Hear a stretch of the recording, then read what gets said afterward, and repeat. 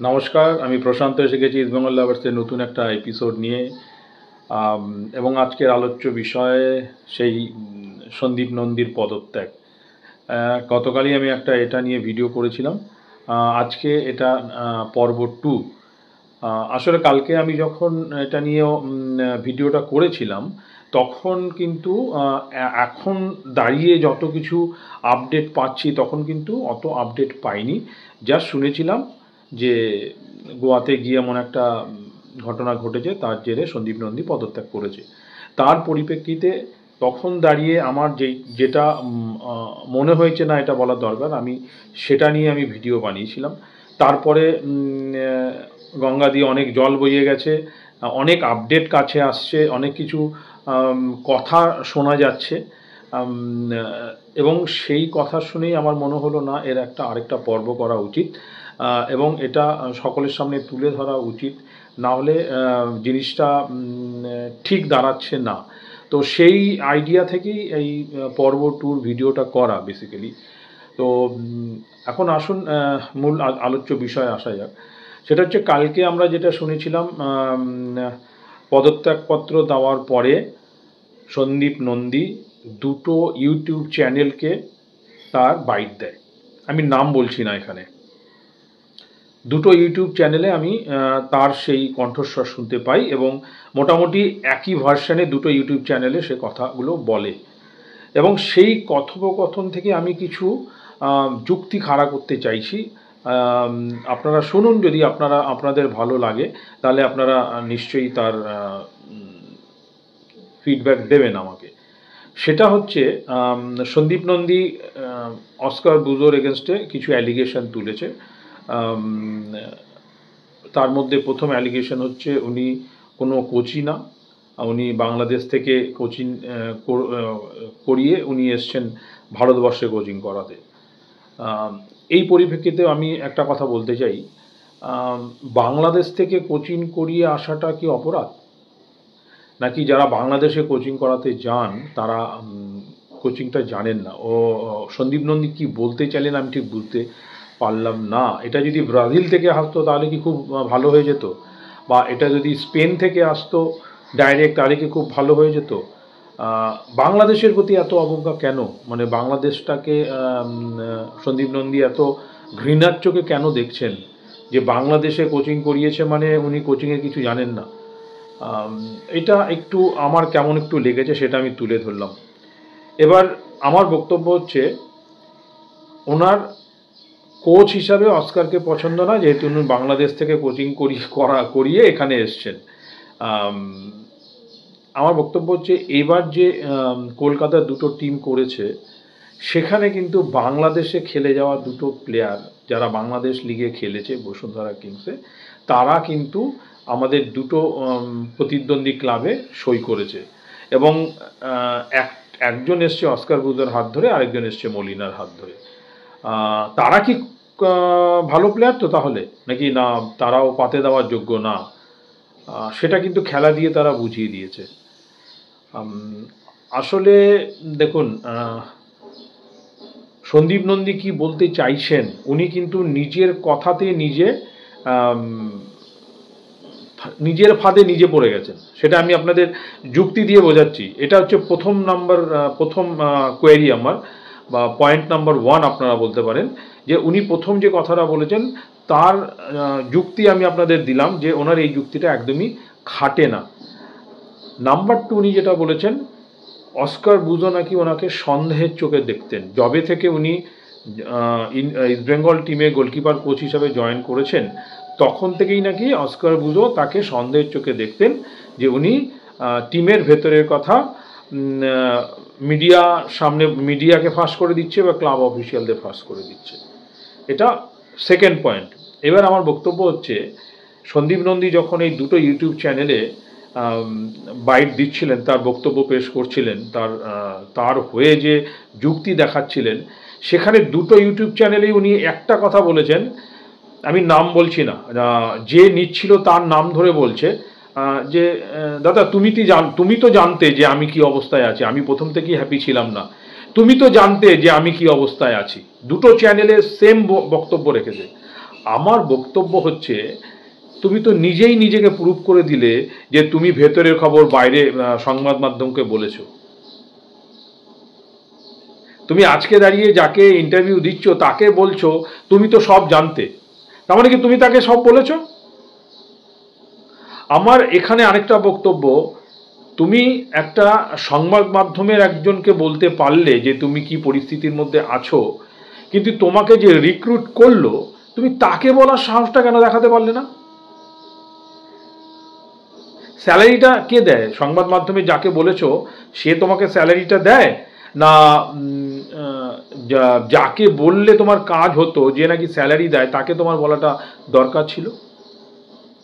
তুমি কি তাকেও, এই যে এতদিন ধরে তুমি ইস্টবেঙ্গল ক্লাবে কোচিং করাচ্ছ এবং তুমি এত সমস্যার মধ্যে দিয়ে যাচ্ছ, তোমাকে সবাই সন্দেহের চোখে দেখছে, তোমার ভালো লাগছে না, তুমি কি একবারও সেটা আপার ম্যানেজমেন্টে সেটা জানিয়েছো?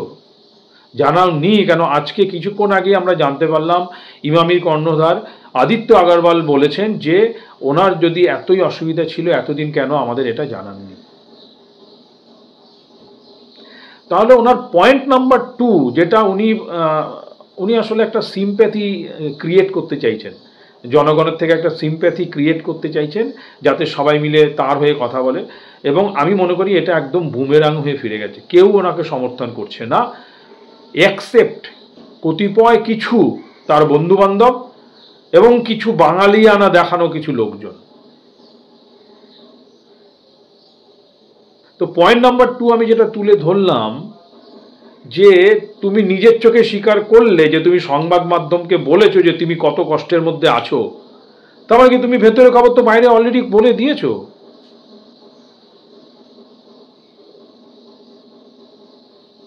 তাহলে তুমি তোমার নিজের ফাঁদে নিজে পা দিলে। তোমাকে কে মুখ খুলতে বলেছিল এই কথাগুলো? কে বলতে বলেছিল তোমাকে? তার মানে অস্কার বুঝো যে সন্দেহটা করতো সেটা তো তাহলে ঠিকই করতো। তুমি তোমার অসুবিধের কথা সংবাদ মাধ্যম বন্ধুদের বলতে পারলে, কিন্তু যে তোমাকে স্যালারিটা দিচ্ছে তাকে বলার সৎ সাহস তুমি দেখাতে পারলে না। তার মানে কি তুমি যে কারণটা বলতে তার মধ্যে কোনো ভিত্তি ছিল না, যার জন্য তুমি ঊর্ধ্বতন কর্তৃপক্ষকে বলার সেই সাহসটাই পাওনি। আরে তুমি সংবাদ মাধ্যমে বলে কি হবে? সে কি তোমাকে বাঁচাবে না? সে তোমাকে স্যালারিটা দেবে। তার মানে তোমার উদ্দেশ্যটা যে খারাপ সেটা কিন্তু পরিষ্কার হচ্ছে তুমি কি চাইছো। নাম্বার 3 আমি যে পয়েন্টটা তুলে ধরতে চাইছি, উনি সন্দীপ নন্দী বলছে যে আমাকে রেকমেন্ড করেছে ক্লাব, তার জন্য হয়তো এদের এত রাগ। তুমি এখানে ক্লাব অফিসিয়ালদেরও টেনে আনছো নিজেকে বাঁচানোর জন্যে। কেন? হ্যাঁ, ক্লাবের থেকে একটা রেকমেন্ডেশন যেতেই পারে, হতেই পারে। তুমি এখানে ক্লাব অফিসিয়ালদের কেন টেনে আনছো? এবং আমার এখানে আরেকটা বক্তব্য আছে, ক্লাব অফিসিয়ালরা কেন চুপ হয়ে বসে আছেন? কেন তারা কোনো বাইট দিচ্ছেন না এটা নিয়ে? তারা এটাকে কি চোখে দেখছে? তারা কেন এখনো বসে বসে দেখছে এই মজাটা? তারা কি ইস্টবেঙ্গলের আদৌ ভালো চায়? তারা কি চায় যে ইস্টবেঙ্গল ক্লাব সুপার কাপে ভালো পারফরমেন্স করুক? যদি চায়, আমি মনে করি পার্সোনালি যে ক্লাব কর্মকর্তাদের ইমিডিয়েট এসে কোনটা ঠিক না তাদের মতামতটা জানানো উচিত এবং ড্যামেজ কন্ট্রোল করা উচিত ইমিডিয়েট বেসে। কারণ জিনিসটা যেই দিকে যাচ্ছে এটা কিন্তু ক্রমশ হাতের বাইরে চলে যাচ্ছে। এখন আমি শুনছি উনি নাকি আরো 4-5টা জায়গায় লিখিত অভিযোগ জানাবে যে তার সঙ্গে কি বিহেভ করা হয়েছে, এবং এটা আমি পরিষ্কার মনে করি এটা কিন্তু উনি নিজের মতে এই জিনিসগুলো করছে না। পেছন থেকে কেউ ওনাকে উস্কাচ্ছে, কেউ ওনাকে সাপোর্ট করছে যে তুমি এগুলো করো। তারাই এই সন্দীপ নন্দীকে বুদ্ধিটা দিয়েছে, তুমি এটা শেষ দেখে ছাড়ো, তুমি এই অর্গানাইজেশনে চিঠি দিয়ে জানাও। এবং যারা এই জিনিসটা করছে তারা কি আদৌ ইস্টবেঙ্গল ক্লাবের ভালো চায়? তারা কি চায় যে ইস্টবেঙ্গল ক্লাব ট্রফি নিয়ে আসুক? এই যে পরিস্থিতির মধ্যে দাঁড়িয়ে আছে, আজ বাদে কাল প্রথম ম্যাচ খেলতে নামছে 25 তারিখে সুপার কাপে, তার আগে এই যে ডামাডোলটা সৃষ্টি হলো বা সৃষ্টি করানো হলো, আমি বলবো সৃষ্টি হয়নি, সৃষ্টি করানো হলো আমি বলবো, কেন সন্দীপ নন্দী যেই জিনিসটা বলছে সেটা পুরো সত্যি কথা বলছে না। ও নিজেকে বাঁচানোর জন্য, নিজেকে ভালো করার জন্যে, ভালো মানুষই থাকার জন্যে এবং সমর্থকদের একটা সিম্পেথি ক্রিয়েট করার জন্যে, জেনারেট করার জন্যে সে এইসব কথাগুলো বলছে। আমি যা জানতে পারলাম, বিমানবন্দরে যে কথোপকথন হয়েছে, অস্কার বুজো সকালবেলা ওকে দেখে বলেছে গুড মর্নিং, কেমন আছো। ও গুড মর্নিং করেছে, তারপর অস্কার বুজো ওকে প্রশ্ন করেছে হাউ আর ইউ, তুমি কেমন আছো। ও তখন বলেছে কোচ আমি ভালো নেই, আমি যে ডিসিশনটা নিয়েছি সেটা আমি এখনো মেনে নিতে পারছি না, ওটা আমার ভুল হয়েছে। কোচ নাকি তখন সন্দীপ নন্দীকে বলে যে ভবিষ্যতে তুমি ডিসিশনটা নেবে সেটা অনেক বিবেচনা করে নেবে, বুদ্ধি বিবেচনা করে নেবে, এই নিয়ে ওদের মধ্যে কথাবার্তা হয়। তখন নাকি সন্দীপ নন্দী কোচকে কাউন্টার অ্যাটাক করে বলে কোচ তুমিও তো অনেক ভুল করেছো, তো সেই ভুলের মাসুল কে দেবে। এটা কি কর্পোরেট কালচারে এই জিনিসটা কোনোদিন আপনারা দেখেছেন? এবং করার পরে সেই ব্যক্তির চাকরি থেকেছে, এটা কি সম্ভব? ধরুন আমি একজনের আন্ডারে, মানে আমার উপরে হায়ারার্কিতে আরো একজন আছে, আমি তাকে কি প্রশ্ন করতে পারি বা তাকে আমি চ্যালেঞ্জ করতে পারি যেখানে আমার ভুল হয়েছে? আমার প্রশ্নটা এখানে, যেখানে আমার ভুল আমি সেই অ্যাকসেপ্ট করছি ভুলটা, তারপরেও আমি আমার বসকে বলছি যে তুমিও তো অনেক ভুল করেছো, তাহলে তো তোমার ভুলের খেসারত কে দেবে? এটা সম্ভব? তারপরে কি মানে যাকে বলছি তার মাথা কি ঠিক থাকে? এবার সেই পরিপ্রেক্ষিতে সে যদি উত্তেজিত হয়ে কিছু কথা বলে, তার দায় কি তার উপরে পড়লো, না যে চুলকে ঘা করলো তার উপরে বর্তাবে? এটা তো আমি মনে করি এই যে ঝামেলাটা লাগানো হয়েছে এটা ইচ্ছাকৃতভাবে ঘটানো হয়েছে ঘটনাটা, এবং এর পেছনে অন্য কোনো মাথা রয়েছে যার বুদ্ধিতে ওই কাণ্ডটা ঘটালো। পেছন থেকে তার সমকালীন অনেক বন্ধু বান্ধব থাকতেই পারে যে তুই ছেড়ে দিবি না, তুই কেন ছাড়বি, তোকে এইভাবে অপমান করলো, তুইও সবার সামনে তাকে অপমান কর, বলতেই পারে। নাহলে সকাল সকাল একজন আরেকজনকে গুড মর্নিং বলছে, সেও বলছে গুড মর্নিং, তারপর বলছে হাউ আর ইউ, তারপর এতগুলো কথা কোথা থেকে আসে? আরে তুমি যদি বুদ্ধিমান হও তুমি তো ওখানেই চেপে যাবে। তোমাকে এতগুলো কথা কে তুলতে বললো ওখানে? যে আমার রাতে ঘুম হয়নি, আমার ডিসিশন নিয়েছে খুব বাজে হয়েছে, যা হয়েছে হয়েছে, দুদিন আগে হয়ে গেছে, তুমি আবার সেই পুরনো কাসুন্দিটা কেন জাগিয়ে তুলছো ব্যাপারটা? তো দোষটা কার এখানে? আর তুমি এখন বলছো তুমি চিঠি দেবে ক্রীড়ামন্ত্রীকে, আইএফএ কে, প্লেয়ার্স অ্যাসোসিয়েশনকে, তার মানে এর পেছনে অন্য কোনো কারো একটা কালো হাত আমরা দেখতে পাচ্ছি। আমি তো সেটাই দেখতে পাচ্ছি। এবং যারা এই জিনিসগুলো করাচ্ছে তারা কি ইস্টবেঙ্গল ক্লাবের ভালো চেয়ে করছে এগুলো? Is this the time to do all this thing? আজ বাদে কাল একটা টুর্নামেন্ট খেলতে নামছে, তার আগে তুমি ক্লাব অফিসিয়ালদের মানে কোচিং স্টাফের ওপরে তুমি একটা প্রেশার ক্রিয়েট করে দিচ্ছ। আর আমার বক্তব্য হচ্ছে আমার ক্লাব অফিসিয়ালদের কাছে, তারা কেন চুপচাপ বসে আছে? তারা কেন এসে কোনো রকম বক্তব্য রাখছে না এর এগেনস্টে? কোনটা ঠিক কোনটা ভুল কেন তারা বক্তব্য রাখছে না? তারা কেন এই যুদ্ধটাকে জিয়ে রাখতে চাইছে? তাদের কি কোনো ইন্টারেস্ট আছে এর পেছনে? তবে এই প্রসঙ্গে আমি একটা কথা বলে রাখি, এই ঘটনার জন্যে যদি অস্কার বুজোর চাকরি যায়, তার জায়গায় যদি অন্য কোনো বাঙালি কোচ যার নাম ভেসে আসছে সে যদি কোচ হন, সাপোর্টাররা কিন্তু সেটা ভালো মনে মেনে নেবেন না, ভালো চোখে দেখবেন না সেটা। এবং যে কোচ হয়ে আসছে তারও একবার ভেবে দেখা দরকার যে এই সময়টা কি তার পক্ষে রাইট টাইম ইস্টবেঙ্গল ক্লাবের দায়িত্ব নেওয়া। আমি তার কাছেও এই প্রশ্নটা রাখছি, তারও কিন্তু ব্যাপারটা ভেবে দরকার। যখন একটা ক্লাব এত ভালো ফুটবল খেলছে সেখানে এই জিনিসগুলো ইচ্ছাকৃতভাবে তুলে এনে কেন ক্লাবটার এটা নষ্ট করা হচ্ছে? আজকে যত বছর ধরে ইস্টবেঙ্গল ক্লাব খেলছে আইএসএল এ, আমি মনে করি এই বছর ইস্টবেঙ্গল ক্লাব সবচেয়ে ভালো জায়গায় রয়েছে। আমি এই ইস্টবেঙ্গলকে দেখিনি যেখানে কোনো চোটাঘাত নেই। আমি এই ইস্টবেঙ্গলকে দেখিনি যেখানে প্রত্যেকটা প্লেয়ার ফিট। এটা কি করে সম্ভব হলো? এতদিন তো সম্ভব হয়নি। আপনারা এই বছরের আগের থেকে ব্যাকে যদি আপনারা 5 বছর যান, আপনারা কি এই ইস্টবেঙ্গলকে দেখতে পেয়েছেন? চোট আঘাতে জর্জরিত ইস্টবেঙ্গল, এবং সেই বাহানা দিয়ে বলছে যে আমাদের প্লেয়াররা চোট, আমরা ট্রফি জিততে পারিনি, এই করতে পারিনি সেই। এই ইস্টবেঙ্গল তো অন্য ইস্টবেঙ্গল। এখানে প্রত্যেকটা প্লেয়ার ফিট, তারা 120 মিনিট খেলার জন্য মাঠে রেডি হয়ে বসে আছে, কোনো চোট আঘাত নেই, প্লেয়ারদের মধ্যে আত্মবিশ্বাস তুঙ্গে। তার থেকে বড় কথা, টিম বন্ডিংটা যেই জায়গায় পৌঁছে গেছে, তার একটা ছোট্ট উদাহরণ কালকেও আমি বলেছি, আজকেও বলছি। এই জয় গুপ্তা একটা বাঙালি না হয়েও যেভাবে ইস্টবেঙ্গল ক্লাবের একটা মানে প্রতি তার যে আবেগ, তা দেখে সত্যি মানে আমার তো মন ভরে গেছে। এবং সে যে টুইটটা করেছে পেনাল্টি মিসের জন্যে, আজকে দাঁড়িয়ে বলুন তো কটা ফুটবলার এই জিনিসটা করে দেখাবে?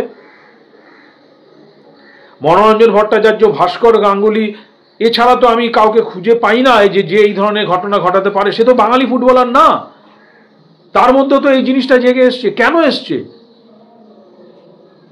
আর সেখানে একটা বাঙালি ফুটবলার হয়ে, ইস্টবেঙ্গলের হয়ে খেলা এত বছর ধরে খেলে, সে এমন একটা সময় এমন একটা ডিসিশন নিল, এবং সে এমন কিছু ঘটাতে যাচ্ছে যেটা ইস্টবেঙ্গল ক্লাবের যে কি বলবো একটা ইউনিটি ছিল, একটা বন্ডিং ছিল, সেটা ভেঙে ছাড়কাড় করার জন্য সে রেডি হয়ে যাচ্ছে।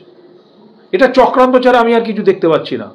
একটা টিম এত ভালো জায়গায় দাঁড়িয়ে আছে, সব প্লেয়ার ফিট, প্লেয়ারদের মধ্যে একটা ইউনিটি রয়েছে। জয় গুপ্তা স্টেটমেন্টের ওপরে প্রত্যেকটা বিদেশি ফুটবলার তাকে সমর্থন করেছে। আর কি চান আপনারা? তো এই অবস্থায় দাঁড়িয়ে যদি আপনারা ইস্টবেঙ্গল ক্লাবকে ভেঙে তছনছ করে দিতে চান, তাহলে তো আমাদের মনে এই প্রশ্নটাই জাগছেন যে আপনারাই চাইছেন না ইস্টবেঙ্গল ট্রফি জিতুক।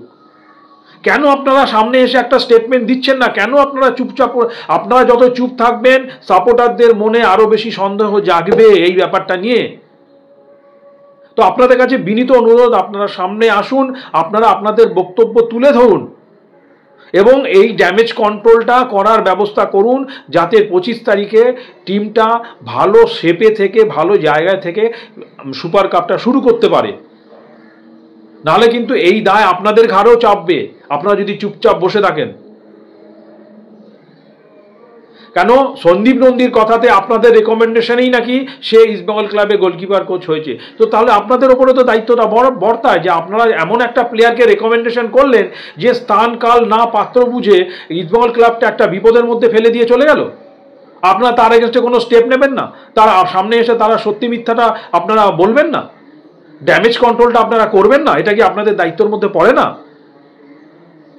যদি আপনারা এই দায়িত্বটা না পড়ে, এবং আপনারা যদি, আবারও বলছি, এটা নিয়ে কোনো রকম ড্যামেজ কন্ট্রোল না করেন, সমর্থকরা ধরে নেবে যে আপনারা ইচ্ছাকৃতভাবে ইস্টবেঙ্গল টিমটাকে নষ্ট করতে চাইছেন এবং এই কোচটাকে তাড়াতে চাইছেন, যাতে এই কোচের জায়গায় আপনাদের মনের মতো কোনো কোচ আসতে পারে, যে নাকি আপনাদের কথা মতো চলতে পারে, এবং আগামী দিনে সেই কোচকে নিয়ে আপনারা লাফালাফি করবেন।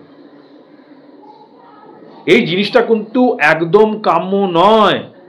আপনারা একটা সংঘবদ্ধ, শক্তিশালী একটা ইস্টবেঙ্গল টিমকে কিন্তু আপনারা ভেঙে গুড়িয়ে দিতে চলেছেন। এই কোচকে তাড়িয়ে আপনি যে কোনো কোচ আনবেন, এই সিজনে আপনি কোনো সাফল্য পাবেন না। কেন? এই টিমে কোচ যে কটা বিদেশি এনেছে, তার নিজের চয়ন করা বিদেশি এনেছে, তার একটা নিজস্ব দর্শন বা চিন্তাধারা থেকে সেই টিমটাকে চালনা করছে। এরপরে আপনি যে কোচ আনবেন, সে কিন্তু তার চিন্তাধারা মতো চলবে। সে তখন আবার বলবে যে আমি তো এই টিম করিনি, আমি তো এই টিমের দায়িত্ব নেব না। আবার 1 বছর কেটে যাবে, সামনের বছর আবার সব বিদেশিকে তারাও, সেই যে কোচ হবে তার সেই কোচের মতামত অনুযায়ী বিদেশি নাও, আবার সেই শূন্য থেকে শুরু করো। আপনারা একটু সমর্থকদের কথাও চিন্তা করুন, খালি নিজেদের কথা চিন্তা করলে হবে না। এখন সময় নয় এইভাবে একটা টিমকে ধ্বংস করে দেওয়া। টিমটা ভালো শেপে আছে, একটা ঐক্যবদ্ধ টিম আমরা দেখতে পাচ্ছি, সেই টিমটা মনোবল এইভাবে ভাঙবেন না আপনারা। এবং ইস্টবেঙ্গল যদি সুপার কাপে ভালো সাফল্য না পায়, তার দায় আপনাদের নিতে হবে। তো আজকের বক্তব্য এইটুকুনি। নমস্কার, শুভরাত্রি।